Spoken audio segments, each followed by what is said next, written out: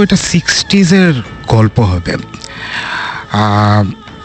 আমার বাবা তখন ইয়েতে একটা জার্মান কোম্পানিতে কাজ করতেন, ওটার নাম ছিল হচ্ছে গিয়ে ডিম্যাগ, এবং তারা পারাদ্বীপ পোর্ট, যেটা ইন্ডিয়ার উড়িষ্যাতে একখানা মোহনার পাশে একদম আপনার ইয়েতে, যেটা সমুদ্রের ওখানে, তারা একটা স্টিল প্ল্যান্ট ওখানে কনস্ট্রাক্ট করতে যায় আর কি। তো ফিজিবিলিটি রিপোর্টে এইসব জিনিসপত্রগুলো আমার বাবা তৈরি করছিলেন, তাই জন্য ওনার ওখানেই থাকতে হতো।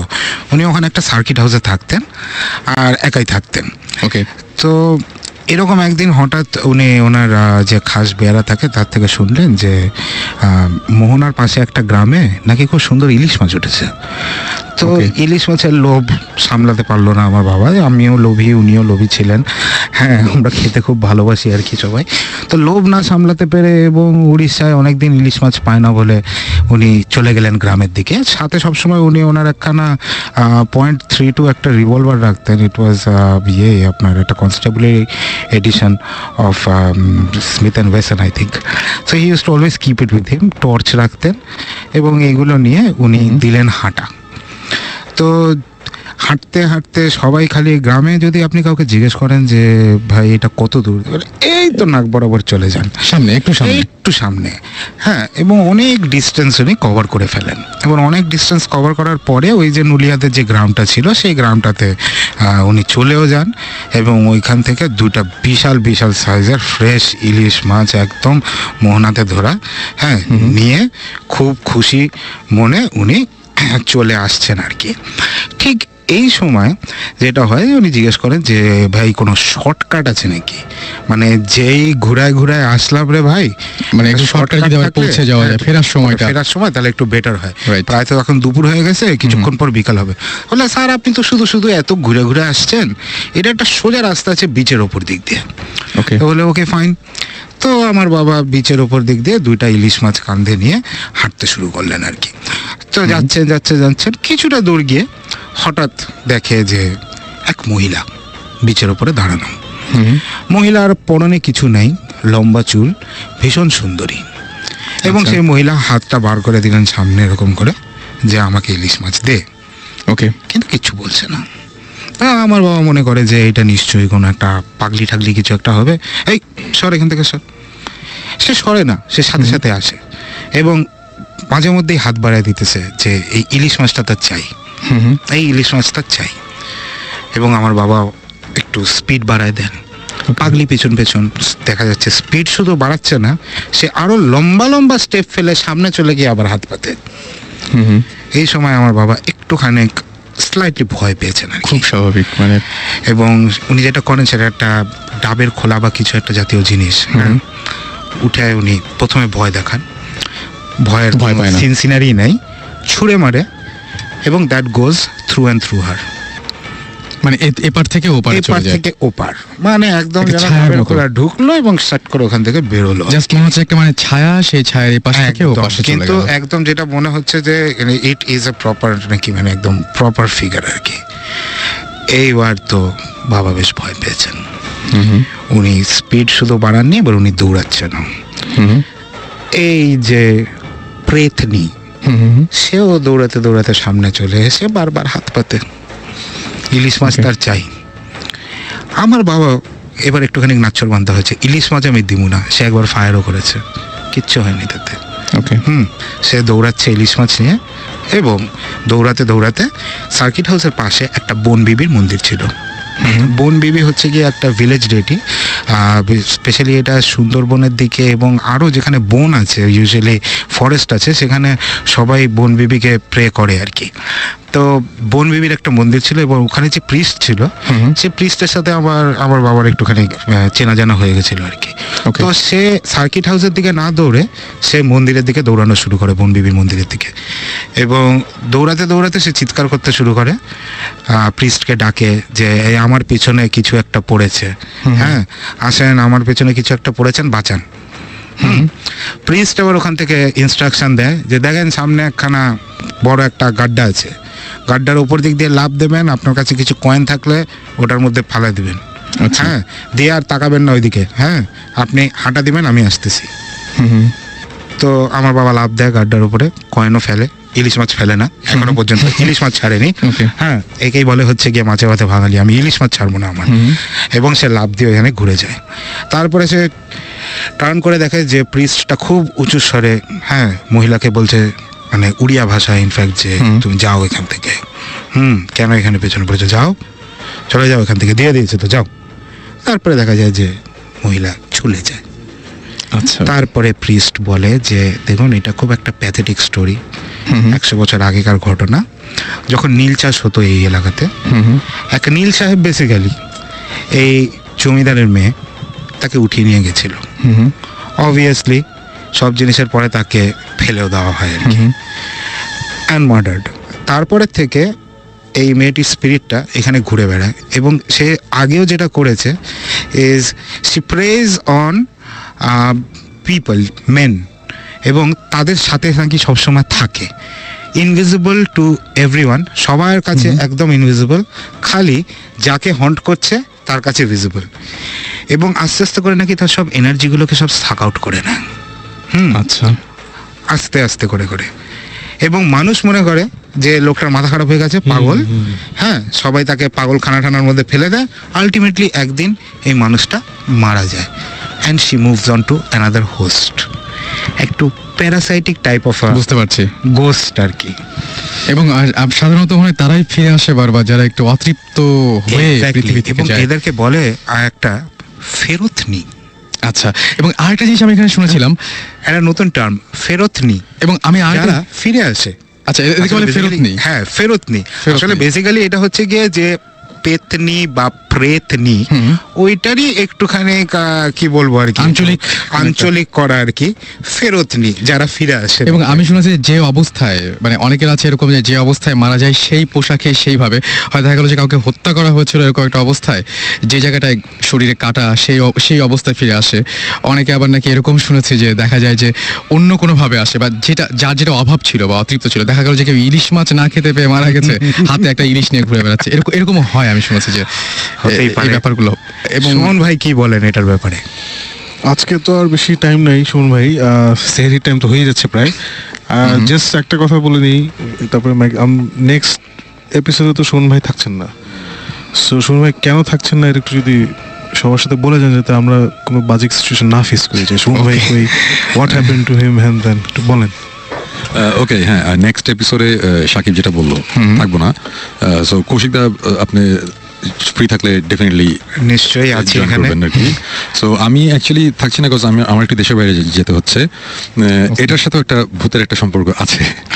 ওয়েল, দ্য থিং ইজ, আমাদের গত এপিসোডে বলেছিলাম যে আমাদের ভৌতিক টিমের সাথে একটা কানেকশন হয়ে গেছে আমাদের বাইরের যে ঘোস্ট হান্টার্স যে টিমটা টিভিতে এক্সএনে দেখায়, ইনফ্যাক্ট ঘোস্ট হান্টার্স, তো ওদের সাথে আমাদের বেশ কয়েকদিন ধরেই যোগাযোগ চলছে অনেক ব্যাপারে।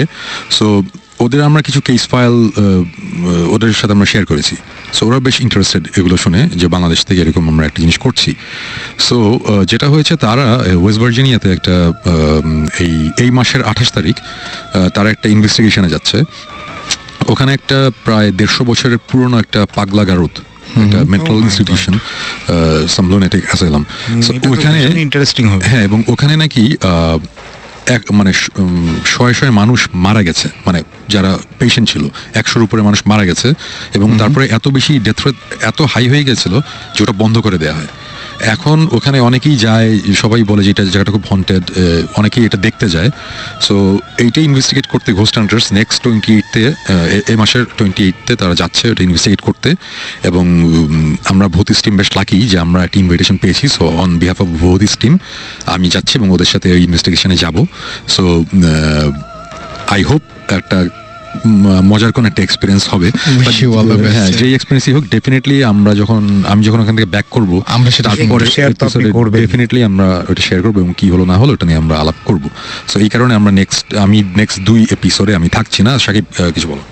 হ্যাঁ, না, লুনেটিক অ্যাসাইলামটা খুব ইন্টারেস্টিং আরেকটা কারণে, যে এখনকার দিনে পাগলা গারদে যারা মেন্টালি আনস্টেবল যে চিকিৎসাটা করা হয়, এটা খুবই নতুন ইন দ্য সেন্স দ্যাট গত 40-50 বছরে এই হিউম্যান ট্রিটমেন্টটা, মানে ট্রিটিং দেম অ্যাজ পিপল, পাগলদেরকে ঠিক মতো ব্যবহার করে ওদের সাথে সুন্দর করে দেখে যতটুকু সম্ভব, এই ইনস্টিটিউশনটা যেটা সুমন ভাই বললো 150 বছর 200 বছর পুরনো, সো আগে কিন্তু যারা পাগল হয়ে যেত তাদেরকে অমানসিক সব ট্রিটমেন্ট দেওয়া হতো, মানে literally electric shock therapy, brain কেটে মাথা কেটে ব্রেন খুলে খুলে দেখা হতো ওদের ফাংশনস কি হচ্ছে, বিকজ কেউ জানতো না তো একটা লোক পাগল হয়ে গেছে যে, সো কি করলেও ঠিক হবে কেউ জানতো না। সো ওই জানার জন্যই হোক বা যে কারণে হোক মানে অমানসিক সব টর্চার করা হতো এদের উপরে। সো সুমন ভাই যেটা বললেন যে ডেথ রেট বাড়ার পিছনে this was a big factor আর কি। Okay, it's not just natural death. বুঝতে পেরেছি, মানে ওইভাবে যে কষ্ট পেয়েই মারা গেছে। ইয়েস, সো এর জন্য এটাই just I just wanted to add. Okay, তো আমার মনে হয় যে আর কোনো গল্প তো আজকে আমরা শুনছি কি? না, আজকে আর কোনো গল্প নাই। Okay. আমাদের টাইমও প্রায় শেষ হওয়ার আগে আমি জাস্ট ছোট্ট একটা ঘটনা বলি। শিওর। সেটা হচ্ছে ধানমন্ডি 27 নম্বরে একটা বাসা আছে, একটা অ্যাপার্টমেন্ট কমপ্লেক্স আছে। নাম্বার আমি বলতে পারছি না স্বাভাবিকভাবেই, বাট আপনারা যদি কখনো ধানমন্ডি 27 নম্বর রোড দিয়ে যান রাত্রেবেলা, দুই পাশের বাসাগুলো অ্যাপার্টমেন্ট বিল্ডিং গুলো একটু খেয়াল করবেন। ওকে, একটা অ্যাপার্টমেন্ট বিল্ডিং এ বড় জোর 6টা কি 7টা লাইট জ্বলে, 6টা কি 7টা রুমের লাইট জ্বলে অ্যাপার্টমেন্টটা অনেক বড়। ওইখানে মনে করেন যে অ্যাটলিস্ট 30টার মতন অ্যাপার্টমেন্ট রয়েছে মানে কমপ্লেক্সটার মধ্যে, বাট আপনারা 6টা 7টার বেশি লাইট দেখবেন না সন্ধ্যার পর থেকে। রাইট, দেখবেন না। এর কারণ হচ্ছে ওই 6টা 7টা বা 10-12টা অ্যাপার্টমেন্ট ছাড়া বাকিগুলোতে কেউ থাকতে পারে না। এবং এটা কিন্তু একটা সত্যি ঘটনা, আমি নামটা বলতে পারছি না। আমরা ওখানে যেতে চেয়েছিলাম, ঢুকতে দেওয়া হয়নি সঙ্গত কারণে, সবাই চায় না, বাট আপনারা এটা একটু খেয়াল করবেন, তাহলে আপনারা বুঝতে পারবেন। আপনারা জাস্ট 27 নম্বর রোড দিয়ে রাত্রিবেলা যাওয়ার সময় দুই সাইডে একটু খেয়াল করবেন, কয়েকদিন করলে আপনারা ডিটেক্ট করতে পারবেন এটা কোন অ্যাপার্টমেন্ট এবং এই জিনিসটা ওখানে হয়। এটাই হচ্ছে একটা ছোট্ট গল্প। এনিওয়েজ, আসলে আমি একটা ইনসিডেন্ট এটা শোনাতে চাই। অ্যাকচুয়ালি এইটা শোনানো শুরু করার আগে একটা বিশাল বড় একখানা পুরোনো একটা গল্পে যেতে হবে। দরকার নেই সেই পুরোনো গল্পে যাওয়ার মধ্যে, আমরা ডাইরেক্টলি চলে যাই আর কি, কেন মানে একটা লিঙ্ক আছে ওই গল্পটার সাথে। এই ঘটনাটা ঘটেছিল কলকাতায় আজ থেকে অ্যাবাউট 12-13 বছর আগে। তখন প্রথমবার মানে আমি তো আগে একদম কমপ্লিটলি যাকে বলে এথিস্ট ছিলাম। হ্যাঁ, আর যেরকম আমার বয়সী সবাই যারা তখন ওখানে ইউনিভার্সিটিতে পড়ে তারা সবাই কোনো না কোনো সময় একটু কমিউনিজম নিয়ে ডাবল করে, তাই জন্য যা হয় আর কি, communism is equal to atheism equal to all sorts of disbelieving everything that happens. তো সেই সময় ভূত যাই হোক মানে anything which is suppose to be paranormal সেটাকে তো বিশ্বাস করতাম না আর কি। তারপর একবার একটা ঘটনা ঘটলো আমাদের ইউনিভার্সিটি বিল্ডিং এ, যেখান থেকে বিশ্বাসটা আস্তে আস্তে করে একটুখানি তৈরি হওয়া শুরু হলো। ওটা কোনো এক সময় কিছুক্ষণ পরে হয়তো বলবো, কিন্তু যেটা বলতে চাচ্ছিলাম কি যে এই ইউনিভার্সিটিতে ভূত ধরা পড়ার পর এবং একখানা রিচুয়াল করার পর একদম পাশে নেবারহুডে এক ভদ্রলোক উনি আমাদের সাথে কন্ট্যাক্ট করলেন একবার যে ভাই আমি জানি না কি করতে হবে, জানি না কি করা যাবে, তো একটা জিনিস আছে একটুখানি শুনবেন কি? তো আমরা গেলাম। ইনফ্যাক্ট আমি এবং আমার এক বন্ধুর বাবা, আমরা দুজন ছিলাম ওখানে। উনি পেশায় উকিল, আবার একটু তান্ত্রিকও ছিলেন আর কি। হ্যাঁ, তো আমরা দুজন গেছিলাম ওখানে। তো বেসিক্যালি আমি গল্পটা বলি আর কি। যিনি আমাদেরকে নিয়ে গেছেন উনি হচ্ছেন বড় ভাই, এবং এই জিনিসটা ঘটেছে ওনার ছোট ভাইয়ের সাথে। ছোট ভাই বেসিক্যালি উনি একটা টি এস্টেটে, ওটা আলিপুর দুয়ার হচ্ছে আপনার নর্থ বেঙ্গলে একদম। অ্যান্ড ওইটার সামনে মানে ওটাকে দুয়ার ইয়ানি যে বুঝছেন তো, ওটা gate, it is basically the gate to the Himalayas. And সামনে হচ্ছে গিয়ে আপনার মাউন্টেন্স আছে, তারপরে নদী আছে, অ্যান্ড প্রচুর টি এস্টেট। এই ভদ্রলোক উনি তুরতুরিয়া বলে একটা টি এস্টেটের অ্যাসিস্ট্যান্ট ম্যানেজার ছিলেন। বিয়ে হয়েছে বছর 2-1 ধরে নেন, আর একটা ছোট বাচ্চা আছে, 6-7 months old। হ্যাঁ, এবং এরা সবাই মানে উনি যেটা করলেন আর কি, এবং ফ্যামিলি নিয়ে টি গার্ডেন্সে গেছেন। টি গার্ডেন্সে তো বেশ ভালোই মানে থাকার খাওয়ার বন্দোবস্ত সবকিছু থাকে, এবং ইটস স্প্লেন্ডেড ইনডিড। তো এখন ভদ্রমহিলা ওখানে গেলেন, গিয়ে তো দেখেন যে টি এস্টেটের যে অফিসটা আছে তার মধ্যে প্রচুর মুখোশ আছে, বিভিন্ন সুন্দর মুখোশ। হ্যাঁ, ওকে। এবং যেটা হয় আর কি যে ওখানকার কালচার একটু ভুটানিজ কালচারের সাথে কিছু মেলে, এই মুখোশ কালচারটা ওখানে ভীষণ আছে। আর ভদ্রমহিলার একটা মুখোশ পছন্দ হয়ে যায়, কোন এক অপদেবতার মুখোশ, ঠিক আছে, মুখোশ পছন্দ হয়। সে বলে এই মুখোশ আমি বাসায় নিয়ে যাবো, বাসায় নিয়ে গিয়ে আমি মুখোশটা লাগাবো। আর তখনই গোট खाजे থাকে সে বলে नहीं नहीं मैडम जी ये तो नहीं लेके जाना है অপদেবতা है आके खा जाएगा এই করেগা ওই করেগা অনেক কিছু বলেছে কিন্তু ভদ্র মহিলা আর কি শোনেনি ব্যাপারটা উনি যেটা করলেন উনি একদম ডাইরেক্ট মুখোশ নিয়ে হ্যাঁ বাসার মধ্যে একদম পুরো লাগা টাকা দিচ্ছেন তো এইবার যা হয় আর কি ছোট্ট বাচ্চাকে দুপুরবেলা খাওয়াচ্ছেন বাচ্চা তো খাইতে চায় না as usual every little child around এবং সে বাচ্চাকে বলে দেখো এক্ষুনি খেয়ে নাও নাহলে কিন্তু জুজু আসবে ওকে খুব ভালো কথা ঠিক সেই মুহূর্তে নাকি বাতাস আসলো ওকে এবং একটা ভয়েস ওনার কানের কাছে বলল যে জুজু আসবে জুজু আসবে ভদ্রমহিলা এবার কিন্তু ভয় পেয়েছেন মানে মহিলাকে কেউ একজন বলছেন যে জুজু আসবে আসবে জুজু আসবে ঠিক আছে উনি কিন্তু এখন একটু ভয় পেয়েছেন স্লাইটলি পরের দিন আবার দুপুরবেলা সেম ঘটনা বাচ্চা খাচ্ছে না বাচ্চাকে খাওয়ানোর জন্য সে জোর জবরদস্তি করছে এবং আবার সে বলে এক্ষুনি বলছি খেয়ে নাও না হলে কিন্তু জুজু আসবে এবার আবার সেম জিনিস ভয়েসটা আরেকটু নাকি জোরালো তখন আরেকটু বেশি অডিবল সে বলে যে জুজু আসবে জুজু আসবে এবার ভদ্রমহিলা বেশ ভয় পান উনি বিকেল বেলা ওনার হাজবেন্ড আসতে উনি ইমিডিয়েটলি বলে দেখো আমরা এখানে থাকতে চাই না আমি অ্যাটলিস্ট এখানে থাকতে চাই না বিকজ এই জায়গাটা শিওরলি হন্টেড কিছু একটা ঘটনা ঘটেছে বলে কি হয়েছে তোমার সাথে আমাকে বলো হাজবেন্ড বলেছে তো সে বলে যে ওকে দেখো বাচ্চা খাচ্ছিল না তো ওই সময় আমি বললাম যে এক্ষুনি খেয়ে নাও না হলে কিন্তু জুজু আসবে ঠিক সেই সময় নাকি অ্যাপারেন্টলি বেশ জোরে ভয়েসটা বলে ওঠে জুজু খাচ্ছে জুজু খাচ্ছে আচ্ছা এবং তখনই বাচ্চার চিৎকার এবং যেটা হয় ওনারা দুজন পাশের রুমে মানে ইমিডিয়েটলি দৌড়ে যান গিয়ে দেখেন যে বাচ্চাটা হাফ ইটেন অর্ধেক খাওয়া আচ্ছা জানলার ওখানে একটা খুব অদ্ভুত ক্রিচারটা কিঞ্চিত রেপটিলিয়ান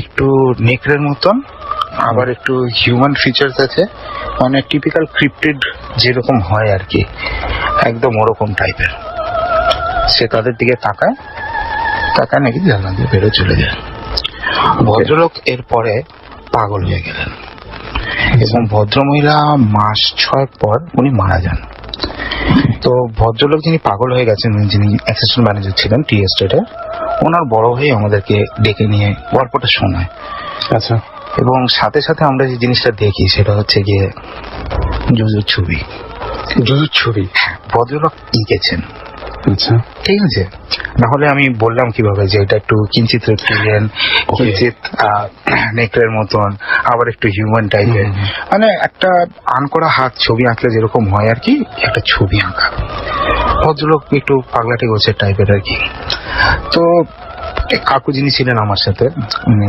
যিনি উকিলান তান্ত্রিক কম্বাইন্ড ছিলেন উনি বললেন যে একটু এটা নিয়ে ইনভেস্টিগেশন করা যাক উনি যে কথাটা বলেছিলেন যে দেখো আমার যেটা মনে হয় যে এটা কোনো ভূত না this is not a spirit, this is not a ghost, but this is something called a lesser demon মানে something which comes from a different creature যেটা একটা অন্য প্লেনের থেকে আসে আমরা একটা প্লেনে থাকি কিন্তু at the same time আমাদের সাথে সাথে হয়তো মানে আরেকটা প্লেনে অন্য কোনো ক্রিচাররা হয়তো বসবাস করে উনি যে কথাটা অ্যাকচুয়ালি ইউজ করেছিলেন সেটা হচ্ছে গিয়ে লেসার ডিমন মানে যদি এটাকে ট্রান্সলেট করা হয় ইট উইল বি লাইক ছোট্ট শয়তান টাইপের কিছু একখানা আর কি এরা নাকি মাঝে মধ্যেই আমাদের মধ্যে ঢুকে পড়ে আসে আমাদের রূপ নিতে পারে ইনভিজিবল থাকতে পারে নিজেদের অরিজিনাল রুটও ফেরত চলে যেতে পারে তো তার যে আইডিয়াটা ছিল যে এই তুরতুরিয়া টি এস্টেটের চারিপাশে এইসব জায়গাতে এ ঘুরে বেড়াচ্ছে হি ইজ দেয়ার এবং হয়তো এই মাঝে মধ্যে ওখানে প্রচুর না এই চিতাবাঘ বাচ্চা খেয়ে ফেলেছে চিতাবাঘ বাচ্চা মেরে ফেলেছে এই জিনিসপত্রগুলো ভীষণ থাকতো মানুষকে অ্যাটাক করছে সবকিছু কেউ কোনোদিন দেখেনি আর কি আচ্ছা তো আমরাও তুরতুরিয়া টি এস্টেটে গেছিলাম ওটা আসলে চিতাবাঘ কিনা বা এরকম এটা কেউ জানে না আমরাও তুরতুরিয়া টি এস্টেটে গেছিলাম এবং 3 দিন ওখানে ছিলাম আমরা কিচ্ছু খুঁজে পাইনি নাথিং অ্যাট অল। ইনফ্যাক্ট সব গল্পগুলো সবার থেকে শুনেছি। বিভিন্ন মানুষজন বিভিন্ন নামে ডাকে আর কি। আচ্ছা। হ্যাঁ, সবাই মনে করে জঙ্গলের মধ্যে একটা অপদেবতা আছে যে ওখানে থাকে, এন্ড এই জন্য সবাই একটু ভয়ে এড়িয়ে চলে আর কি, যে দরকার নেই, এর সাথে বেশি মেস করা উচিত না। তবে কাহানি আমি সাকিব ভাইয়ের নিশ্চয়ই কিছু বলার আছে। আই থিংক ভূতিসটা আমাদের এরকম একটা নাটক বানানো উচিত। ওকে, ইনভেস্টিগেশন কিভাবে আমি যাই না। I love the story. But let me tell you one more thing, গল্পটা কিন্তু এখনো শেষ হয়নি। আচ্ছা। ওম শান্তি ওমে শাহরুখ খান যেরকম বলেছিল কি হে হে হে দোস্ত কাহানি অভি তক খতম নেই হুই। 12 বছর না, প্রায় 10 বছর কেটে গেছে। স্টোরিটা স্টোরি আকারে মানুষজনকে, বিভিন্ন মানুষকে মাঝে মধ্যে শোনায় যেন এরকম একখানা ঘটনা ঘটেছিল, এরকম একটা ঘটনা ঘটেছিল। কি ঠিক তখনই একদিন হঠাৎ আমার এক বন্ধু আমাকে রাত্রিবেলা ফোন দেয়। ও নিকেতনে থাকে। আচ্ছা, ঢাকা নিকেতন। ঢাকা নিকেতনে। আচ্ছা। এবং নিকেতনে থাকে। ও আমাকে বলে যে তো তাড়াতাড়ি একটু আয়, আমার ছেলে বাম্বোর ছবি এঁকেছে। বাম্বো বেসিক্যালি ওর ছেলের ইমাজিনারি প্লেমেট। ওকে। বাচ্চারা অনেক সময় ইমাজিনারি প্লেমেট দিয়ে খেলে, তো সেরকম ইমাজিনারি প্লেমেট আর কি। মজার জিনিসটা হচ্ছে আমি ছবিটা দেখতে গেছিলাম। আচ্ছা। আনক্যানি রিজেম্বলেন্স টু জুজু। মানে ওই ঘটনাটা ঘটেছে এক জায়গায়, এটা ঢাকার নিকেতন, এবং ছবিটা মিলে গেছে একদম। তো থিওরি আর কি, জাস্ট থিওরি। অবভিয়াসলি এটার কোনো প্রুফ নেই, কারণ কোনো ইনভেস্টিগেশনই ওরকম নেই, তো প্রুফ কিভাবে থাকবে? এন্ড দ্যাট ইজ মেবি যেগুলোকে আমরা পল্টারজাইস্ট অ্যাক্টিভিটিস বলি, যে থাকে না কিছু খুনে ভূত, খারাপ ভূত, হ্যাঁ, যারা মানে ক্ষতি করে। হয়তো এরা আত্মা বা ভূত না, maybe they are different creatures from different places. I think it's worth the investigation.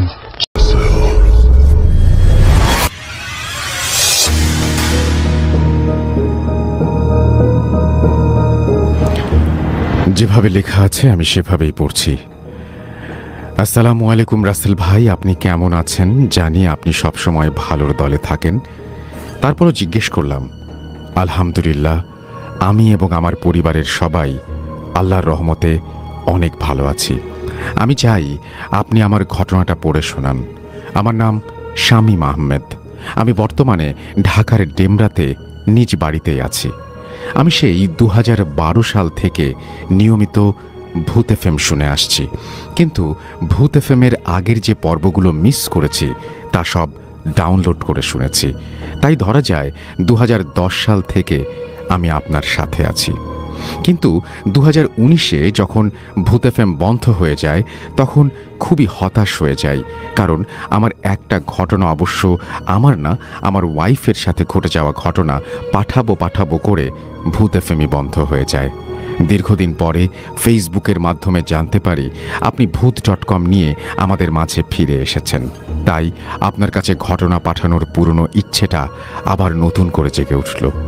তাই ঘটনাটা আপনার কাছে লিখে পাঠালাম। ভালো লাগলে পড়ে শোনাবেন এবং ভুল হলে ক্ষমার দৃষ্টিতে দেখবেন। এটা আমার ওয়াইফের সাথে ঘটে যাওয়া একটা ঘটনা।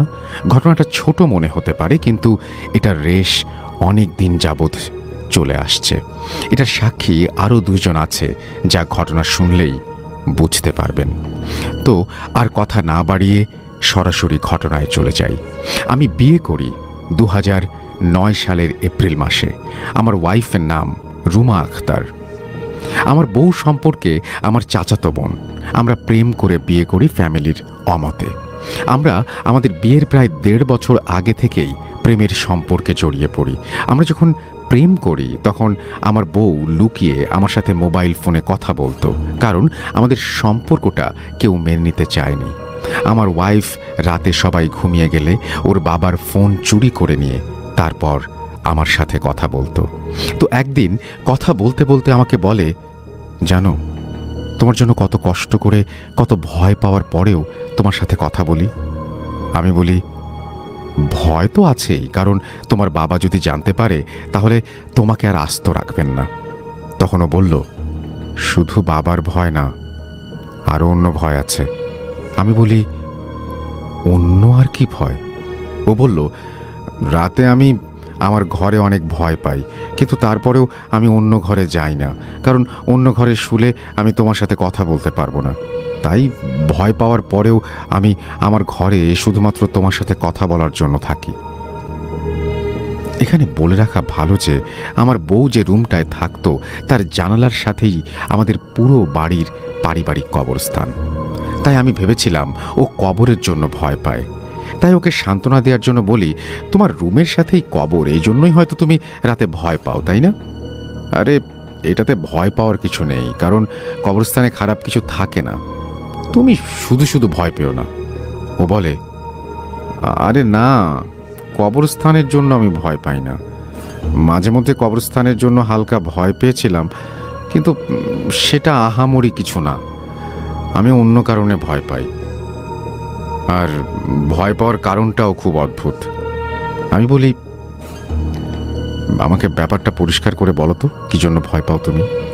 ও বলল, রাতে কে যেন ঘুমের মধ্যে আমার শরীরে হাত দেয়। আমি চমকে গিয়ে বলি, মানে কি? তুমি না তোমার ঘরে একা ঘুমাও, তাহলে কে তোমার শরীরে হাত দেবে? ও বলল, এটাই তো ভয়ের ব্যাপার। তবে আমার মনে হয় হাতটা দেয়াল ভেদ করে আসে। যখন আমার শরীরে হাত দেয় সাথে সাথে আমার ঘুম ভেঙে যায়। কিন্তু আশ্চর্যের ব্যাপার হলো, তখন আমি আমার শরীর চুল পরিমাণ নড়াতে পারি না, এবং শত চেষ্টা করেও কোনো কথা বা আওয়াজ করতে পারি না। যখন শরীর থেকে হাত চলে যায়, তখন কিছুক্ষণের মধ্যেই আমি স্বাভাবিক হয়ে যাই। একথা শুনে আমিও প্রচণ্ড ভয় পেয়ে যাই, কারণ এতদিন শুধু 2008 সালের আগে ভূতের মুভি এবং ভূতের গল্প পড়েই আমি ভাবতাম এসবও কি সম্ভব। কিন্তু যখন কাছের মানুষের কাছ থেকে এসব শুনলাম, তখন আর অবিশ্বাস করার কোনো উপায় থাকলো না। আমি ওকে বললাম, কতদিন ধরে তোমার সাথে এসব হচ্ছে? ও বলল, অল্প কিছু দিন ধরে হচ্ছে এমন। আমি বললাম, বাসায় কাউকে জানাওনি ব্যাপারে? ও বলল, না, কারণ কাউকে জানালে তারা ভয় পেয়ে আমাকে আর একা ঘরে থাকতে দেবে না, তখন তোমার সাথে লুকিয়ে কথা বলতে পারবো না। তাছাড়া আমি আমার রুম ছাড়া স্বাচ্ছন্দ্য বোধ করি না, এটা তো আমার কোনো ক্ষতিও করছে না। তখন আমি বললাম, ঠিক আছে, তুমি যদি ভয় পাওয়ার পরেও তোমার রুমে থাকতে পারো, তাহলে আমিও আর জোর করব না তোমাকে অন্য রুমে থাকার জন্য। তখন পর্যন্ত আমার ওয়াইফ আর আমি ছাড়া অন্য কেউ জানতো না যে ওর রুমে প্যারানরমাল অসুবিধা আছে। কিন্তু সেই কথা খুব বেশি দিনে গোপন থাকলো না। কিছুদিন পর আমার ফুফাতো বোন জেসমিনও এই ভয়াবহতার শিকার হলো। একদিন আমার বউ বলল, জানো, গতরাতে জেসমিন আমার সাথে ঘুমিয়েছিল, মাঝরাতে ও ভয় পেয়ে চিৎকার করে ওঠে। তখন ব্যাপারটা যাতে সবাই বুঝতে না পারে সেজন্য ওকে বলি, তোকে হয়তো বোবায় ধরেছে বা দুঃস্বপ্ন দেখেছিস, তাই তুই ভয় পেয়েছিস। পরে সকালবেলা জেসমিনকে ব্যাপারটা বুঝিয়ে বলি, এবং এই ব্যাপারে সে যেন কাউকে কোনো কিছু না বলে এটাতে সতর্ক করে দেই। জেসমিন আমাদের ব্যাপারে সব জানতো, তাই ও এই ভয়ের বিষয়টা নিয়ে আর কারোর সাথে কোনো কথা বলেনি। কিন্তু আমার বউয়ের ঘরে ওর বিয়ের আগ পর্যন্ত ও আর থাকেনি। বিয়ের কথা বললাম কেন, সেটা ঘটনার শেষের দিকে বুঝতে পারবেন। তো আমার মনের ভেতরেও জেসমিনের ভয় পাওয়ার ব্যাপারে কিছুটা কিউরিসিটি ছিল। তখন আমার বউকে আমি বললাম, দিনের বেলায় জেসমিনের সাথে আমার কথা বলিয়ে দিও, ওর সাথে কি হয়েছে সেটা ওর মুখ থেকে শুনবো।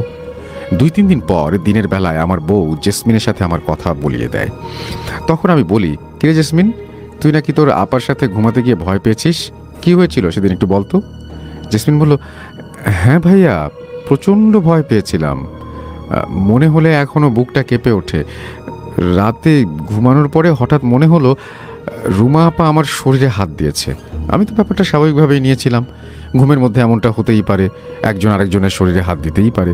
তো আমি শুয়েছিলাম দেয়ালের সাথে, আর রুমা আপা শুয়েছে যে পাশে, সে পাশে দেয়াল নেই, কিন্তু হাঁটার জায়গা আছে সেদিকে।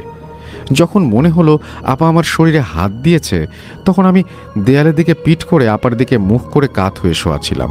হঠাৎ আমার চোখ খুলে দেখি আমার দিকে পিঠ করে আমার বিপরীত দিকে মুখ ঘুরিয়ে শুয়ে আছে আপা। তখন আমি চিন্তা করলাম যে কে তাহলে হাত দিল। অনেক ভয় পেলাম যে আপা যেহেতু আমার দিকে না ফিরে উল্টো দিক হয়ে শুয়ে আছে, তাহলে আমার শরীরের উপর এটা কার হাত? তার মানে আমার শরীরে যে হাত দিয়েছে সে আছে দেয়ালের ওপাশে। কিন্তু ঘরে তো আমি আর আপা ছাড়া আর কেউ নেই, কারণ শোয়ার আগে আমি নিজের হাতে দরজা বন্ধ করে শুয়েছি। তাই তৃতীয় কোনো ব্যক্তি এ ঘরে আসা অসম্ভব। আর এটা ভেবে আমি ভীষণভাবে ভয় পেয়ে যাই এবং চিৎকার করার চেষ্টা করি, কিন্তু আমার গলা দিয়ে কোনো শব্দ বের হচ্ছিল না। আর নড়াচড়া করে আপাকে ডাক দেব সেটাও পারছিলাম না। ভয়ের চোটে আমার মারা যাওয়ার মতো অবস্থা হয়েছিল। এভাবে কতক্ষণ ছিলাম সঠিক বলতে পারবো না। এক সময় মনে হলো আমার শরীর থেকে হাতটা সরে গেছে এবং আমি নিজেকে নাড়াতে পারছি। তখন আর দেরি না করে চিৎকার দিয়ে আপাকে ডেকে তুলি এবং বলি কে যেন আমার শরীরে হাত দিয়েছে। ঘটনা এখানেই শেষ নয়, এটা অনেক দিন যাবৎ চলমান ছিল। তার কিছুদিন পরেই আমার স্ত্রীর মামাতো বোন সাবিনা এই ভয়ের শিকার হয়। সেদিনের ঘটনা আরও ভয়াবহ। ঘটনার পরের দিন আমার বউ ফোন দিয়ে বলে, গতকালের ঘটনা শুনলে তো তুমি ভয় ফ্রিজ হয়ে যাবে। আমি বললাম, কি হলো আবার? ভূতের সাথে কি দেখা হয়ে গেল নাকি? ও বলল, অনেকটা ওই রকমই হয়েছে। কিছুটা আশ্চর্য হয়ে বলি, মানে কি, সবটা খুলে বলো তো আমাকে। ও বলল, অনেকদিন পর গতকাল আমার মামাতো বোন সাবিনা আমাদের বাসায় বেড়াতে আসে। তো রাতের বেলায় ও আমার সাথে ঘুমায়, কিন্তু আমি আমার রুমের কাহিনী ওকে বলিনি, কারণ ও একটু ভিতুর ডিম। পরে যদি আমার কাছেই না আসে, আর সবার সাথে হয়তো এমনটা নাও ঘটতে পারে, সেই চিন্তা করে ওকে কোনো কিছু বলিনি। তো মাঝরাতে ওর গায়ে যখন হাতটা পড়ে তখন ওর ঘুম ভেঙে যায়। জেসমিনের মতো ও ভেবেছিল ওটা আমারই হাত, কিন্তু গতকাল হাতটার এক জায়গায় স্থির থাকেনি।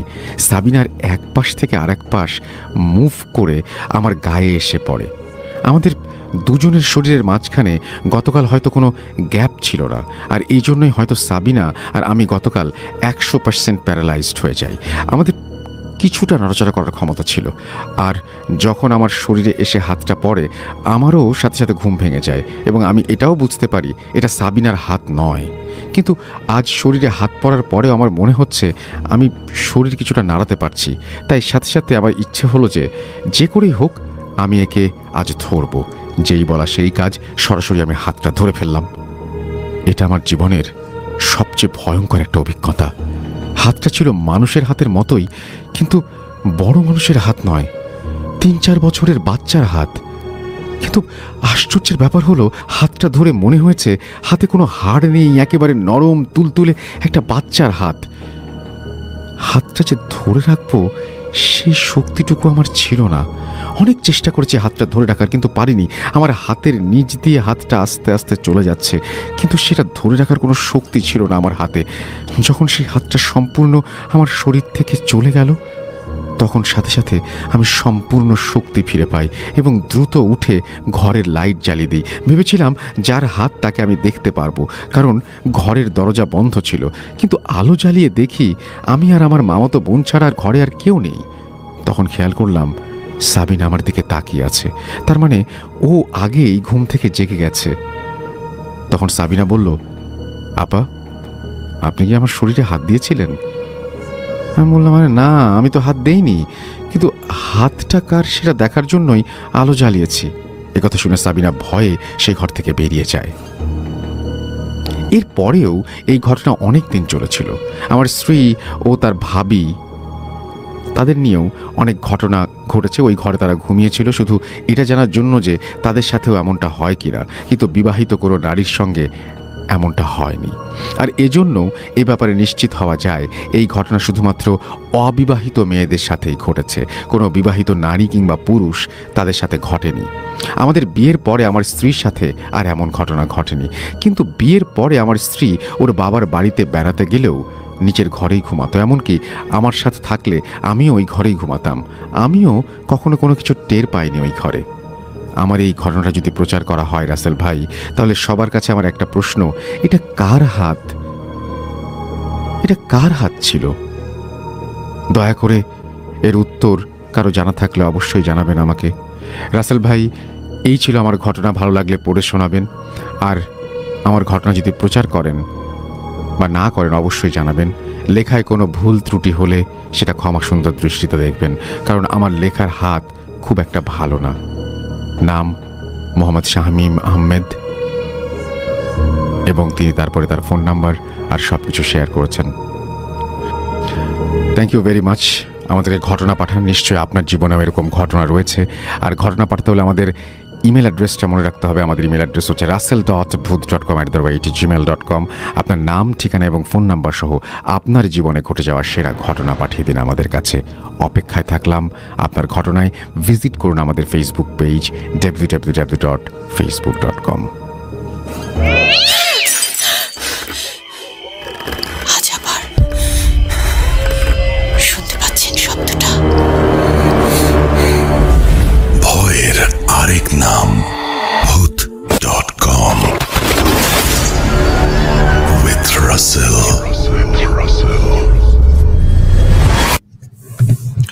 ইয়েস, ভয়ের আরেক নাম ভূত.com। আপনারা শুনছেন আমাকে। আশা করছি আপনারা সবাই ভালো আছেন এবং ভালোর দলে আছেন। আর কেমন লাগলো আমাদের স্টোরিটা? আই হোপ আমাদের স্টোরিটা আপনাদের ভালো লেগেছে, এবং যদি ভালো লাগে তাহলে অবশ্যই আমাদের জানাবেন। যদি ভালো না লাগে সেটাও আমাদের জানাবেন কমেন্ট করে, এবং আমি আপনাদের কমেন্টের অপেক্ষায় রয়েছি। আরেকটা জিনিস আমি আপনাদের বলতে চাই, সেটা হচ্ছে যে যেখানে আছেন না কেন, যারাই আপনার আমাদের এখানে শুনছেন না কেন, আমরা এটা ফেসবুকেও দিয়েছি, কারণ আমাদের এখানে আসলে কোনো উদ্দেশ্য নেই। আমরা লাইভ করছি এই কারণে যে আপনারা যেন আরো বেশি করে শুনতে পারেন, আমাদের শোটি সম্পর্কে জানতে পারেন, সেটাই আমাদের একমাত্র উদ্দেশ্য। আর সেই কারণেই আমাদের এই লাইভে ফিরে আসা। সুতরাং আপনারা যদি আমাদের যদি ইউটিউব চ্যানেল থাকেন, দয়া করে আমাদের সাবস্ক্রাইব করবেন এবং বেল আইকনটি টিপে রাখবেন, যাতে করে আপনারা পরবর্তীতে এই সমস্ত আপডেট আরো তাড়াতাড়ি পেয়ে যান এবং আপনারা যেন সবসময় আমাদের কোনো কিছু মিস না করেন। আর যারা আমাদের সঙ্গে আছেন এবং আমাদের সঙ্গে এখন ফেসবুকে আছেন, আপনারা প্লিজ এই পেজটি সাবস্ক্রাইব করুন, এই পেজটি লাইক দিন, এবং আপনারা যারা গ্রুপে আছেন তাদেরকে বলবো যে এই গ্রুপে যুক্ত হন এবং আরো বেশি মানুষকে ইনভাইট করুন এখানে, যাতে করে আরো বেশি মানুষ আমাদের সম্পর্কে জানতে পারে। আমাদের উদ্দেশ্য খুবই সিম্পল, আমরা শুধুমাত্র কিছু ঘটনা শোনাতে চাই, সবাইকে জানাতে চাই আমাদের কথাগুলো, দ্যাটস ইট। এবং সেটা যদি সম্ভব হয় তাহলে সবকিছুই খুব অন্যরকম হবে। তো যাই হোক, আমরা এখন যেটা করব সেটা হচ্ছে কথা না বাড়িয়ে সরাসরি আবারও ঘটনায় চলে যাব, এবং আপনারা নিশ্চয়ই ঘটনার জন্য অপেক্ষা করছেন, আমিও করছি। একটু ছোট্ট করে শুধুমাত্র দেখিয়ে দিই আমাদের যারা ইমেল করতে চান তারা কোথায় ইমেল করবেন, যদিও আপনারা সবাই জানেন, তবে যারা বারবার আমাদের প্রশ্ন করেন তাদের জন্যই বলছি যে আমাদের ইমেল অ্যাড্রেসটি আপনারা নিশ্চয়ই স্ক্রিনে দেখতে পাচ্ছেন। প্লিজ, এখন অনেক মানুষ আছেন এখানে, একটা স্ক্রিনশট নিয়ে রাখুন যদি আমাদের ইমেল অ্যাড্রেসটি আপনি ভুলে যান তাহলে।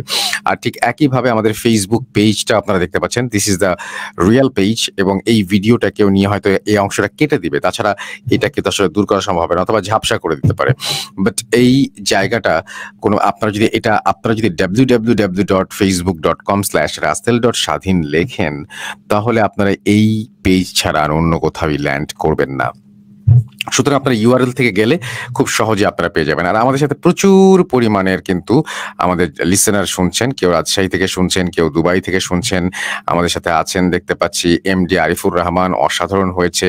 আমাদের সঙ্গে আছেন দেখতে পাচ্ছি আরো অনেকেই, যেমন নিশান নওগাঁ থেকে শুনছেন, তিনি আমাদের সঙ্গে আছেন দেখতে পাচ্ছি আরো অনেকেই, যেমন চট্টগ্রাম থেকে যেন শুনছেন। আমি আসলে দেখতে দেখতেই সবকিছু পার হয়ে যাচ্ছে। রাজশাহী থেকে অনেকে শুনছেন আজকে। আমি বলবো যে রাজশাহী থেকে যারা শুনছেন, প্লিজ রাজশাহীর ঘটনা আমাদেরকে পাঠিয়ে দিন, কারণ রাজশাহী, খুলনা এগুলো আমাদের সবসময় খুব স্পেশাল ঘটনা উপহার দিত। তো আমি বলবো যে আপনারা যদি এটা করতে পারেন, আপনারা যদি ঘটনাগুলো আমাদের শুনে দিতে পারেন তাহলে খুব ভালো হয়। এবং আপনারা যারা এখন আমাদের সঙ্গে আছেন তাদেরকে রিকোয়েস্ট করবো যে আপনারা বেশি বেশি করে আমাদেরকে ঘটনা পাঠান। তো আমরা চমৎকার একটা ঘটনা শোনালাম, এবং যারা এই ঘটনাটি মিস করেছেন, প্লিজ এই লাইভটি শেষ হওয়ার আগে টেনে নেবেন এবং আবারও শুনবেন। যারা শোনেন নাই তাদের কথা বলছি, আর যারা শুনেছেন তারা তো শুনেছেনই। আমাদের ইমেল অ্যাড্রেসে আপনারা আরো বেশি ঘটনা পাঠান, যাতে করে আমরা আরো বেশি আপনাদের সামনে আসতে পারি। আমাদের একটা জিনিস বলতে চাই, সেটা হচ্ছে আমাদের বই রয়েছে কিন্তু বেশ কয়েকটা, রাইট? আপনারা সবাই নিশ্চয়ই জানেন আমাদের অলৌকিক 13 বইটি, যেটি এখনো মার্কেটে আছে। আপনারা এছাড়াও জানেন আমাদের 13টি কালোজনাকির কথা, যেটি আপনারা সহজেই সংগ্রহ করে নিতে পারেন। আমাদের সাথে আরো যদি কিছু জানতে চান, সেটা হচ্ছে প্রত্যেক শুক্রবার যেমন আমরা শো করি, প্রত্যেক শনিবার আমরা স্বাধীন মিউজিক অ্যাপে নিয়ে আসি পাতালপুর রাত 11:59, সেটা শুনে ফেলতে পারেন। তো এই ছিল আমাদের মোটামুটি বক্তব্য, এবং আপনারা যদি আমাদের সঙ্গে থাকেন তাহলে খুবই খুশি হব। আমরা চলে যাব আমাদের পরবর্তী ঘটনায়। আমি জানি আপনারা অধীর অপেক্ষা করছেন ঘটনার জন্য, এবং প্রথম ঘটনাটি আমি জানি অনেকের ভালো লেগেছে। কেন ভালো লেগেছে আমি জানি না, কিন্তু ঘটনাটা খুব ইন্টারেস্টিং ছিল বলে আমি পড়েছি। যারা শোনেনি তারা বিরাট মিস করেছেন, প্লিজ শুনে নেবেন।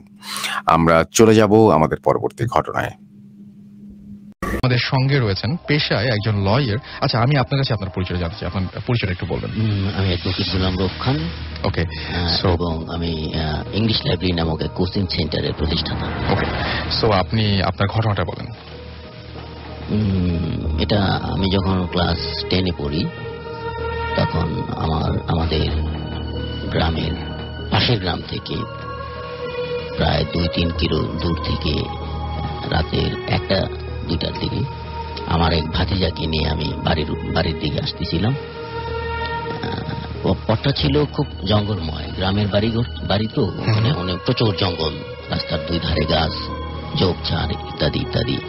আশেপাশে মানে কোনো বাড়িঘর ছিল না, খুব কম কম দূরে দূরে। আচ্ছা, তো আমি আমার ভাতিজা খুব ভীতু প্রকৃতির মানুষ ছিল, সে যেন ভয় না পায় তার জন্য আমি উচ্চ কণ্ঠে উচ্চ গলায়, মানে আমার মনে যা আসতেছিল এই ধরনের গান করতেছিলাম। বাড়ির প্রায় কাছাকাছি চলে আসছি, 1/2 কিলো দূরে ছিল বাড়ি। আচ্ছা,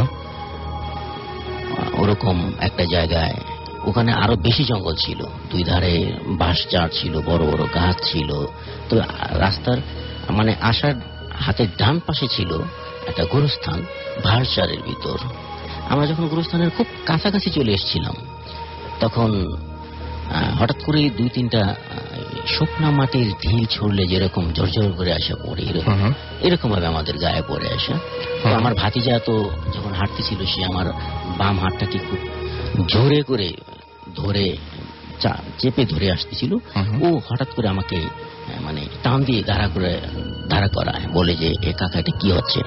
আমি তাকে নির্ভয় করার জন্য বললাম যে বাতাস এলে বাঁশের শুকনো কঞ্চগুলো এইভাবে পরে, ভয় পাস না, আমার সাথে চল, একটু তাড়াতাড়ি হাঁট। আসলে মনে মনে আমি একটু ভয় পাচ্ছিলাম। গোরস্থানটা এরকম এত বড়, ওখানে নতুন পুরাতন মিলে অনেক কবর। যখন আমি এই কথা বলার পর আর 2-3 স্টেপ অ্যাডভান্স হলাম তখন একেবারে বৃষ্টির মতো ঢিল আসতেছিল আমাদের দিকে, এবং রাস্তাটার উপর গোরস্থান থেকে বাঁশগুলো হেলানো ছিল। হঠাৎ করে আমি মানে এরকম অবস্থায় লক্ষ্য করলাম যে 50-60 ফুট লম্বা কাফনের কাপড় পরা, যেভাবে পরানো হয় মানুষকে মৃত্যুর পর, এরকম কাফনের কাপড় পরিহিত 50-60 ফুট লম্বা মানুষটা আসলে বোঝা যায় না এগুলো কি, ওই বাঁশগুলো ধরে আমাদের উপর চেপে ধরতেছে, কিন্তু আমাদের গায়ে লাগতেছে না। একটা নির্দিষ্ট পর্যায়ে এসে ওখান থেকে আবার উঠে যাচ্ছে, আর কয়েকজন সমানে ঢিল ছুটতেছে। আমি তো তখন বললাম যে লা ইলাহা ইল্লাল্লাহ মুহাম্মাদুর রাসূলুল্লাহ কালেমা পড়া শুরু করলাম। তো আমার ভাতিজাটাও সম্ভবত এই দৃশ্যটা দেখছিল। সে কি করলো, সে হঠাৎ করে আমার পায়ে জড়ায় ধরে বলল, কাকা বাঁচান বাঁচান বাঁচান বাঁচান। আমি বললাম যে মানে চুপ কর, দৌড় দে। তো ও বোকা, মানে সে এতই বেশি ভয় পেয়েছিল যে ও দৌড় কথা ভুলে গিয়ে আমার 2 পাকে এমন ভাবে জড়ায় ধরছি যে এখন আমিও মানে হাঁটতে পারি না, চলতে পারতেছিলাম না। আমি তাকে প্রায়, তারপরে আপনারা দুজনেই একই জিনিস দেখেছেন? হ্যাঁ, একই জিনিস। আমি প্রায় তাকে 10 হাতের মতো এরকম মানে শেষ নিয়ে আসছি, তারপরে সে আমার পা ছাড়ে নাই, চিৎকার করে বলতেছে কাকা বাঁচান, কাকা বাঁচান, কাকা বাঁচান, বাঁচান বাঁচান। আমি অনেক কষ্ট করে, একদিকে বৃষ্টির মতো এটা আসতেছে, অন্যদিকে উপর থেকে বাঁশের চাপ, আর পায়ে আমার ভাতিজার মানে আঠার মতো চেপে ধরার মতো যে অবস্থা, কোনোভাবেই মানে ছাড়াতে পারতেছি না, এরকম একটা সিচুয়েশন। আমি তো নিজেও তখন মানে কিভাবে বাঁচবো আর কি, বাঁচার শেষ চেষ্টাটা করতেছিলাম। যাই হোক, শেষ পর্যন্ত আমি তাকে অনেক কষ্ট করে আমার পা দুটা ছাড়া করার পর জীবন বাঁচানোর দৌড় যাকে বলে, বাড়ির প্রায় 1/2 কিলো দূরে ছিল। তো আমি 1/2 কিলো খুব দূরে বাসায় গিয়ে খুব তড়িঘড়ি করে চিল্লাচিল্লি করে মানুষজনকে বের করছি। বের করার পর তড়িৎ গতিতে তাদেরকে আমি কথাটা বলার পর বাড়ির যারা ছিলেন তারা টর্চ লাইট নিয়ে, ওখানে কোনো কারেন্ট ছিল না, গ্রামের বাড়ি কোনো কারেন্ট নেই, ইলেকট্রিসিটি ছিল না, তারা টর্চ এই ধরনের লাইট টাইট নিয়ে যে যা পারছে লাঠি সোটা নিয়ে ওখান থেকে আমার ভাতিজাকে উদ্ধার করে।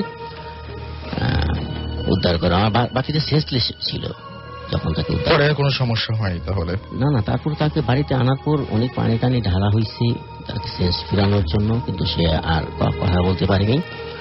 হুজুরকে আনা হয়েছে যে কি হয়েছে, মানে চিনি টেনে ধরছি কিনা, বা যেহেতু গোরস্থান ওখানে প্রেতাত্মাও থাকতে পারে, খারাপ চিন থাকতে পারে।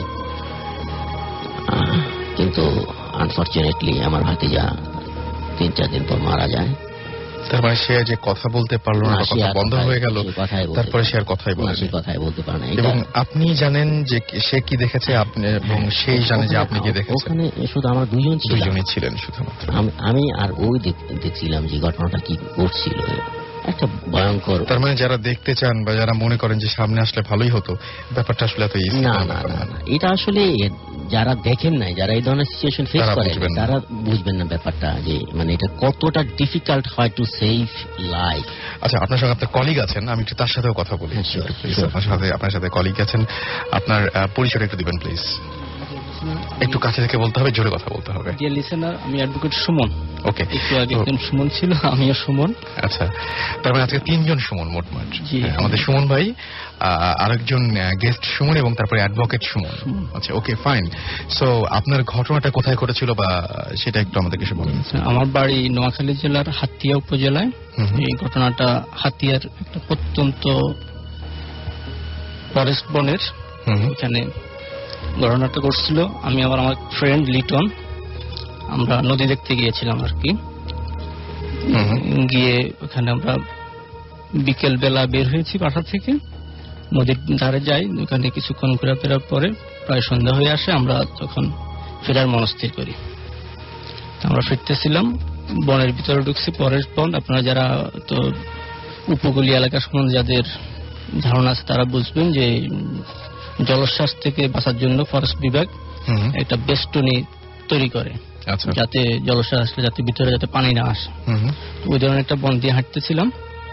কিছু দূর আসার পর আমরা দেখতে পেলাম যে আমাদের পাশে, আমরা যে পথ দিয়ে আসতেছিলাম তার একটু দূরে একজন লোক নামাজ পড়তেছিল। তো আমরা ভাবলাম যে তো এই লোকটা হয়তো ওই দিকে যাবে, আমরা দাঁড়ালাম এখানে। কিছুক্ষণ দাঁড়ানো থাকার পর লোকটা নামাজ পড়া শেষ হলো, উনি সালাম ফিরালেন, ফিরে আমাদের দিকে আসতেছিল। আমরা সালাম দিয়ে ওনাকে জিজ্ঞাসা করলাম যে আপনি কোথায় যাবেন, আপনার বাড়ি কোথায়, মানে চিনতে ছিলাম না, এই জন্য জিজ্ঞাসা করলাম। তো উনি আমাদেরকে বললো যে আমার বাড়ি এই যে সামনে ওই বাড়িটা। তো তুমি যে বাড়িটা দেখালেন ওই বাড়িটা হলো একটা কবর বাড়ি। তো আমার ব্যাপারটা মানে কেমন যেন একটু মনে হয়েছিল যে মানে উনি আমাদের সাথে রসিকতা করতেছে, তো ভয় দেখানোর জন্য। যে তখন আমি আমার বন্ধুকে হাত টিপ দিলাম, এবং তিনি একদম পুরোপুরি সাধারণ মানুষের মতো, সাধারণ মানে দাড়ি পাকা, সাদা পাঞ্জাবি, একটা লুঙ্গি পরা ছিল। মানে আমার বিশ্বাস হতেছিল না যে মানে ফান করছেন নাকি সত্যি বলছেন। হ্যাঁ, সেটাই আমাদেরকে ভয় দেখানোর জন্য হয়তো বলছেন উনি। তো হাঁটতে কথা বলতেছি, পরে জিজ্ঞাসা করলাম যে আপনি এখানে কখন আসলেন? কিন্তু নামাজ পড়তে আসি, আমি সবসময় এখানে নামাজ পড়ি। এরপরে সেই আমাদেরকে একটা গল্প বলা যে আসলে আমি হলাম অমুক, যে আপনাদের 91-এর বন্যার কথা মনে আছে কিনা, এই এলাকায় যে একটা বন্যা হয়েছিল। বললাম হ্যাঁ মনে আছে, আমরা তখন ক্লাস 10-এ পড়ি আমি। তখন উনি আমার বললো যে আমি সন্দ্বীপের মানুষ, আমি সন্দ্বীপ থেকে ওই জলশ্বাসে মারা গেছি। মারা যাওয়ার পরে আমি ভাসতে ভাসতে আপনাদের এখানে আসি, এখানে আমাকে দাফন করা হয়েছে।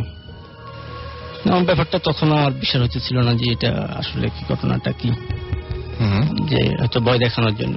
আচ্ছা, তা হাঁটতেছি ওই কবর বাড়ির পাশে আসার পরে উনি আস্তে ওই দিকে চলে গেল। তখন আমাদের মানে প্রচন্ড ভয় লাগা শুরু হয়ে গেল যে সত্যি তো মানে এটা মানুষ না, উনি যা বলছিলেন তা তো দেখি সত্যিই হচ্ছে এখন।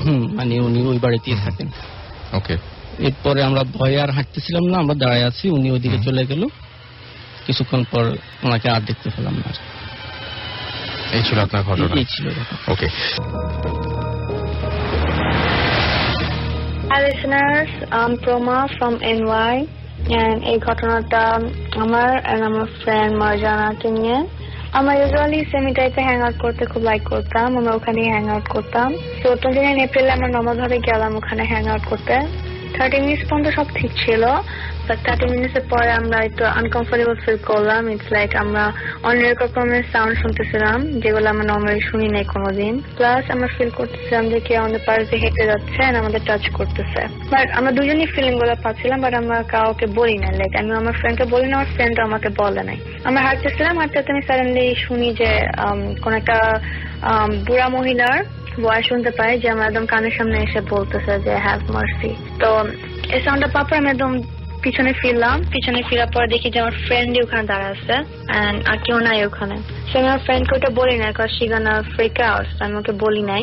আমরা হাঁটতেছি, হাঁটতে হাঁটতে পরে আমি আমার ফ্রেন্ডকে বললাম যে জানো I'm not feeling good, তো চলো বাসা চলে যাই। তো চলো। তো আমরা হাঁটতেছি, হাঁটতে হাঁটতে আমরা কোনোদিন আমার সেমিটারিতে লস্ট হই না। আমরা সেমিটারি খুব ভালোভাবে চিনি। তো বা সেদিন আমার লস্ট হয়ে গেছে। লাইক আমরা রাস্তা খুঁজে পাচ্ছি না। আর মনে হচ্ছে যে আমরা একদম মানে 2 মাস ধরে আমরা হাঁটতেছি, বাট মনে হচ্ছে আমরা একদম সার্কেলের মধ্যেই ঘুরতেছি। It's like same place over and over again. তো পরে আমার ফ্রেন্ড আমাকে বললো যে কাজ করো, চলো আমরা বসি কিছুক্ষণ। বসার পরে রেস্ট নিয়ে তারপর আবার রওনা দিই। আমি বসলাম। বসার পরে somehow আমার ফ্রেন্ড আমাদেরকে তাকাইলো, তাকানোর পর বলতেছে যে did you hear that? তো আমি বললাম যে what? And she was like I heard someone say like have mercy. And I was like Marjana, don't freak out, but আমি সেম জিনিসটাই শুনছি, কিছুক্ষণ আগে। And then আমি বললাম যে একটা কাজ করো, I don't feel like safe over here, so একটা কাজ করি, আমরা আল্লাহর নাম নাও, জোরে জোরে আল্লাহর নাম নিয়ে আমরা রওনা দিই এখান থেকে, একদম স্ট্রেট রওনা দিই। তো আমরা আল্লাহর নাম নিতে নিতে জোরে জোরে আল্লাহর নাম নিতেছি, এন্ড আমরা একদম সোজা হাঁটা দিচ্ছি। আমরা এট লাস্ট আমরা সেমিটারি থেকে বাইরে হয়ে গেলাম। বাইরে হয়ে গিয়ে ওর বাসা চলে গেলাম, আমার বাসা চলে আসলাম। তো বাসার সাথে আমরা কল দিলাম যে মারজান ইউ ওকে? তো বলছে যে হ্যাঁ আমি ওকে। তবে আমরা শুয়ে পড়লাম। শোয়ার পরে আমার 3টা 3:30 দিকে আমার ঘুম ভেঙে গেছে। ঘুম ভাঙে যাওয়ার পরে আমি দেখি যে আমার রুমের মধ্যে, রুমের এক কর্নারে দেখি যে একটা মানুষের ফিগার, অনেক লম্বা এন্ড একটা ফিগার লাইক ব্ল্যাক একটা শ্যাডো দেখতেছি ওখানে। আমি ভাবলাম যে আমার আম্মুটাম্মু কেউ হবে। তো আমি লাইট জ্বালাইলাম। লাইট জ্বালানোর পর যেখানে কেউ নাই। তো আমার গলা একদম শুকায় গেছে। ওই টাইমে মনে হচ্ছে যে আমার গলা একদম শুকায় গেছে। I don't know why. তো পরে আমি পানি খেতে উঠছি। পানি খেতে ওঠার পরে let me tell you first, like I have a cat in my house. like আমার একটা বিড়াল আছে, বিড়ালটা হচ্ছে 1 year old. তো আমি যখন ওর সামনে যাই রাতের বেলা, ও ইউজুয়ালি আসে আমার পায়ের সামনে গুড়গুড় করে, and আমি ওকে লাইক আদর করি, and then ও চলে যায় ঘুমাইতে। তো আমি গেলাম, সে আমার দিকে তাকায় আসছে অনেকক্ষণ। তাকানোর পর আমি ভাবলাম যে মনে হয় আদর চাবে। তারপরে আদর করতে নিলাম, ও একদম চিল্লান দিয়ে উঠলো। মানে খেতে গেল, খেতে যে সে চিল্লান দিয়ে উঠতেছে। তো ইউজুয়ালি চিল্লায় যখন ও আমাদের ফ্যামিলি মেম্বার ছাড়া অন্য কাউকে দেখে, লাইক একটা পার্সন যে আমাদের ফ্যামিলি মেম্বার না, তাকে দেখলেই ও ইউজুয়ালি চিল্লায়। তো সে চিল্লাইতেছে অনেক, আর সে আমার পিছনের দিকে তাকায়, সে চিল্লাইতেছে, সমানে চিল্লাইতেছে। তো আমি ভয় পেলাম। ভয় পেলার পরে আমি রুমের মধ্যে চলে আসি। রুমের মধ্যে চলে আসে দরজা লাগায়, উপরে ব্ল্যাঙ্কেট দিয়ে, মুখের উপর ব্ল্যাঙ্কেট দিয়ে শুয়ে গেছি। শোয়ার পরে আমি আমার আম্মুর and papa like one and only child. আমার আব্বু এন্ড আম্মু দুজনই জব করে। তো স্কুল থেকে আসার পর আমি ইউজুয়ালি একদম একা থাকি। ইটস লাইক আমি এন্ড আমার বিড়াল, এছাড়া কেউ থাকে না বাসার মধ্যে। তো আমি কি করে, আমার সব রুমের দরজা লাগানোর পর তারপর আমি শাওয়ার নিতে যাই। তো আমি সেদিন পরের দিন এটা, তো আমি শাওয়ার নিতে গেলাম। শাওয়ার নিতে যাওয়ার পরে আমি যখন বের হয়ে আসছি, লাইক না শাওয়ার নিতে যখন শাওয়ার করতেছিলাম, তখন আমি শুনি যে ডোরের মধ্যে কেউ যেন নক করতেছে। ইটস লাইক রিয়েলি ক্লিয়ার, অনেক ক্লিয়ার একটা সাউন্ড শুনতেছি আমি নকের। তো আমার বাসায় মনে আম্মু আর অথবা বাবা মনে আইসা পড়ছে তো তাড়াতাড়ি। তো আমি বাইর হইলাম শাওয়ার শেষ করে বাইর হওয়ার পরে দেখি যে না, দরজা সব থেকে একদম আগের মতনই, বাট বাসায় কেউ নাই। তো পরে আমি আমার রুমের দিকে যাচ্ছি, তখন দেখি যে আমার বিড়াল সে আমার রুমের দরজার সামনে বসে আছে। বসার পরে সে আমার রুমের দরজার সামনে স্টেয়ার করতেছে। মানে আমি ডাকলাম ফার্স্টে যে অ্যালেন বলে চিল্লাম দিছি আমি, আমার দিকে তাকাইছে। তাকানোর পরে সে আবার আমার দরজার দিকে তাকাইতেছে। আমি কাহিনী বুঝলাম না। তো ওইভাবে তাকাইছে যে মনে কি ও কারোর জন্য ওয়েট করতেছে যে কেউ বের হবে আমার রুম থেকে। তো আমি পরে দরজাটা খুললাম। দরজা খোলার সাথে সাথে আমার বিড়ালটা আমার রুমে ঢুকলো। আমার রুমে ঢোকার পরে সেই কর্নারটার মধ্যে, যে কর্নারে আমি ডার্ক ফিগারটাকে দেখছিলাম লাস্ট নাইট, তো ওই জায়গাটা যাওয়ার পরে সে চিল্লাইতেছে, আবার সেম ভাবে সে চিল্লাইতেছে, সমানে চিল্লাইতেছে। তো আমি এত ফ্রিক আউট হয়ে গেছি। আমি পরে আমার প্যারেন্টসকে কল দিলাম যে আম্মু আমার অ্যালেনের কিছু একটা হয়েছে, সে সমানে কাউকে রাত থেকে চিল্লাইতেছে, আমি কাহিনী বুঝতেছি না, তোমার তাড়াতাড়ি আসো। তো আমার প্যারেন্টস আসলো, আসার পরে ওকে ডক্টরের কাছে নিয়ে গেল। ডক্টর বললো যে না হি ইজ ফাইন। তো বাসায় আসছি। বাসায় আসার পরে আমি আমার ঘুমাইলাম সেম আমি রাতের বেলা ওই ডার্ক ফিগারটা দেখছি আমি সেম ভাবে। সো আমি আল্লাহ নাম নিতে আমি মুখটা লাইক ব্ল্যাঙ্কেট দিয়ে ঘুমাই পড়ছি। তো পরের দিন সকালে স্কুলে গেলাম, স্কুলে যাতে আমার ফ্রেন্ডকে বললাম পুরো কাহিনী যে অ্যাকচুয়ালি আমার সাথে কি হয়েছে ওই দিনের পর থেকে। তো এরপরে ও যেটা বললো সেটা শুনে আমি আরো ফ্রিক আউট হয়ে গেছি। But that is another story. I'm gonna tell the story another time. So that's all for it. And আরেকটা কথা যেটা আমি যখন স্টোরিটা বলতেছি আমি আমার রুমে একা, and I'm feeling that someone is in my room, like except me, someone is there, and I feel like I'm a window থেকে like someone is staring at me. So it's kind of okay guys, bye.